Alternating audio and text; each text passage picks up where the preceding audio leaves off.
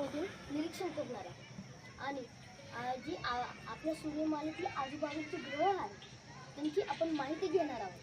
पण कारण की आपली पृथ्वी आता या ठिकाणी आहे की तिथून आपल्याला बाकीचे ग्रह दिसत नाहीत व ते मावळलेले आहेत सूर्यासोबतच, त्यामुळे आपण त्यांना प्रत्यक्षात पाहू नाही शकणार. आपण तुमची अशी माहिती घेऊया. तर आता आपण आता पाहू शकतो की सूर्य जवळपास सेट झाला आहे, सनसेट झालेला आहे आणि आपल्याला आता तिथे मून दिसत आहे. तर आपण आता थोड्या वेळाने मूनही पाहणार आहोत आणि बाकीचे स्टार्सही पाहणार आहोत. तर आपण आधी माहिती घेण्यापासून सुरुवात करूया. So first of all we are seeing about the planet Venus. आता तुम्हा सगळ्यांना शुक्र तारा कधी नाव ऐकलेलं आहे का? म्हणजे तो शुक्र तारा खरं तर तो ग्रह आहे, पण मराठीमध्ये आपण त्याला तारा असं म्हटलेलं आहे. तर नेमकं काय होतं की तो इतका जास्त चमकतो की तो आपल्याला एका ताऱ्यासारखा दिसतो. आपण आता रात्र जसं हळूहळू रात्र होईल तसं आपल्याला खूप सारे इथे तारे दिसतील आकाशात. तर तेव्हा आपण तारे पाहतो तर त्यासारखाच तो शुक्र दिसतो, म्हणून त्याला शुक्र तारा असं म्हटलेलं आहे. तर हा शुक्र तारा खूप गरम आहे. शुक्र ग्रहावर जवळपास 464 डिग्री सेल्सिअस इतकं तापमान आहे.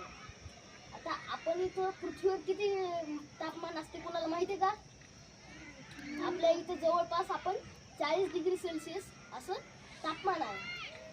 तर आपल्याला इतकी गरमी वाटते या 40 डिग्री सेल्सिअसमध्ये, पण तिथे तर 464 डिग्री सेल्सिअस एवढे तापमान आहे. तर तिथे किती गरमी असेल. तर शुक्र हा सर्वात गरम असा ग्रह आहे.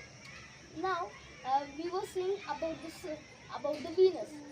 It is also known as the Earth's twin sister.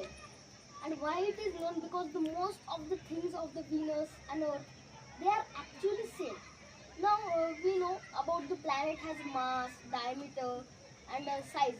So the size of the planets and diameter and mass, they both are nearly equal. So that's why it is known as the twin sister of our Earth planet. आता आपण त्या शुक्र ताऱ्यावरती कसं संशोधन झालं ते पाहू. आता शुक्रला आपण कधीही सूर्य मावळल्याच्या नंतर एक अर्ध्या तासाने ऑक्टोबरच्या महिन्यामध्ये आपण सूर्य मावळल्याच्या नंतर पाहू शकतो. पण त्याला मॉर्निंग आणि इव्हनिंग स्टार असं म्हणण्यात आलं आहे, कारण की सूर्य उगवायच्या थोड्या वेळा अगोदर